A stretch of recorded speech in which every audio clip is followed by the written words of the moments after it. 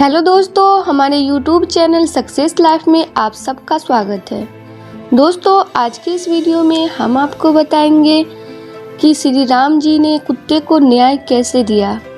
कहा जाता है कि पृथ्वी का पालक राजा होता है। यदि राजा भोग विलासी और अत्याचारी हो तो उसके राज्य में प्रजा कभी सुखी नहीं रह सकती, लेकिन अगर राजा सत्कर्मी और न्यायप्रिय हो तो उसका राज्य किसी स्वर्ग से कम नहीं होता। जब न्यायप्रिय और धर्मात्मा शासक की बात होती है तो सबसे पहले नाम आता है मर्यादा पुरुषोत्तम श्री राम का, जिनके न्यायप्रियता की बहुत सी कहानियां हम सुन चुके हैं। बात उस समय की है जब श्री राम रावण से युद्ध करने के बाद अयोध्या वापस आ चुके थे और उनका राज्य अभिषेक पूरी धूमधाम के साथ हो चुका था। उसके बाद श्री राम ने अयोध्या का सारा कार्यभार और संचालन एक राजा के रूप में स्वीकार कर लिया था। दोस्तों, कहा जाता है कि श्री राम के शासनकाल की कुछ मुख्य विशेषताएं थीं, जैसे कि उनके शासनकाल में किसी को भी शारीरिक रोग या मानसिक चिंताएं नहीं होती थी। हर तरह के रोगों की औषधियाँ बहुत ही आसानी से मिल जाया करती थी और साथ ही साथ समय पर खेती और फसल भी होती थी। साथ ही साथ किसी भी बालक या युवक की अकाल मृत्यु नहीं होती थी। वाल्मीकि रामायण के उत्तराखंड के अनुसार रोज की तरह एक दिन भगवान श्री राम अपने मंत्रीगण, राजगुरु महर्षि वशिष्ठ और अन्य ब्राह्मणों के साथ दरबार में प्रजा का सुख दुख सुनने के लिए राजसभा में उपस्थित हुए थे। रामायण में इसके बारे में विस्तार से लिखा गया है। जब रावण ने माता सीता का अपहरण कर लिया तो भगवान राम हनुमान के साथ मिलकर लंका पर वानर सेना की मदद से हमला करते हैं और माता सीता को आज़ाद करवाते हैं। भगवान राम के जीवन की इन घटनाओं के बारे में सभी जानते हैं, लेकिन आपको मैं एक ऐसी घटना के बारे में बताने जा रही हूँ जिसके बारे में शायद ही आप पहले से जानते होंगे। दोस्तों, प्राचीन काल में देश के उत्तरी भाग में कलिंजर नाम का एक प्रसिद्ध मठ था। यह घटना रामायण काल से पहले की बात है, अर्थात 5000 साल से भी पहले की। यह घटना है श्री राम को न्यायप्रिय राजा माना जाता था। हर दिन की तरह उस दिन भी वह लोगों की समस्याएं सुन रहे थे।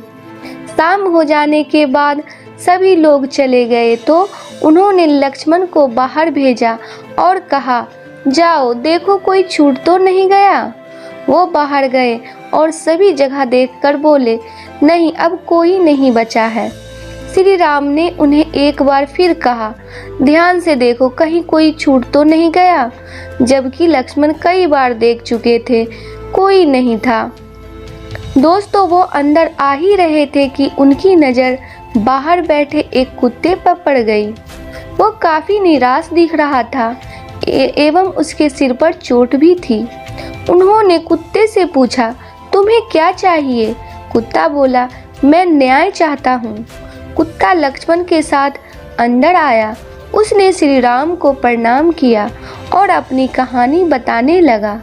कुत्ते ने बताया कि वह शांति से बैठा हुआ था, तभी एक स्वार्थी सिद्ध नाम का व्यक्ति आकर उसे बेवजह पीटने लगता है। राम ने उस व्यक्ति को तुरंत बुलाया। वो एक भिखारी था।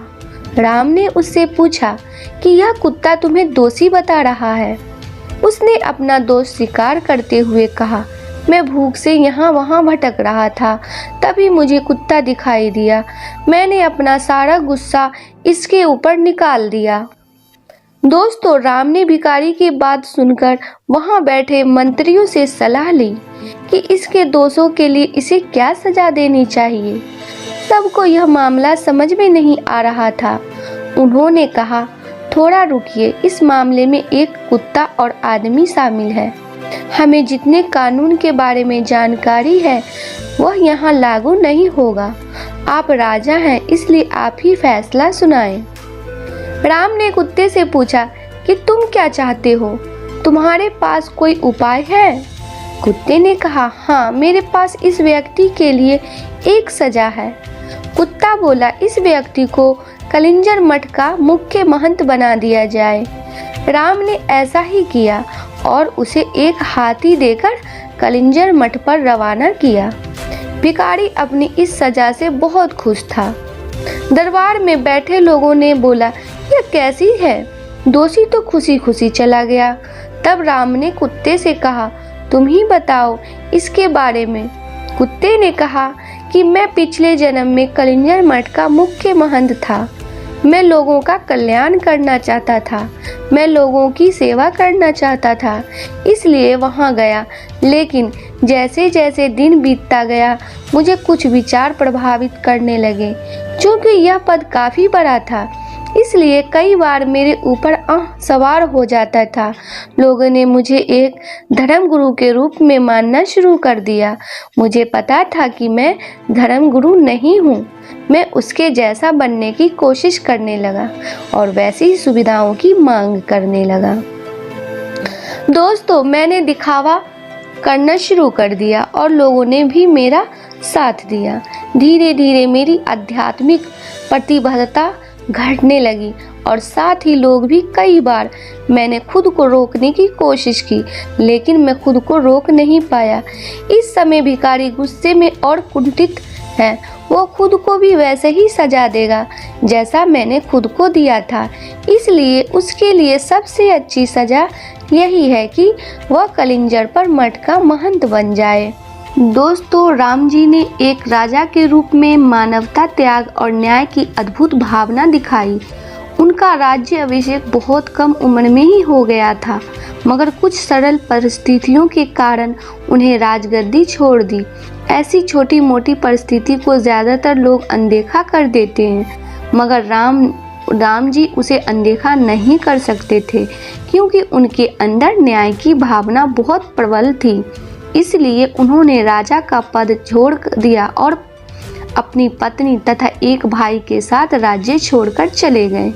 वे उनका साथ नहीं छोड़ना चाहते थे और उनके पीछे पीछे चल दिए। तीनों जंगल में सत्ता, सुख सुविधाओं के बिना और गुमनामी में रहे। बहुत सी मुसीबतें झेली। राम ने अपनी प्रिय पत्नी को खोने की हृदयवारक स्थिति का सामना किया, जिसे कोई दूसरा पुरुष उठाकर ले गया था। उन्हें एक युद्ध लड़ना पड़ा और उनके जीवन में बहुत सी दूसरी दुर्भाग्यपूर्ण घटनाएं हुई, मगर इन घटनाओं के दौरान भी उन्होंने न्याय और निस्वार्थ भावना दिखाई।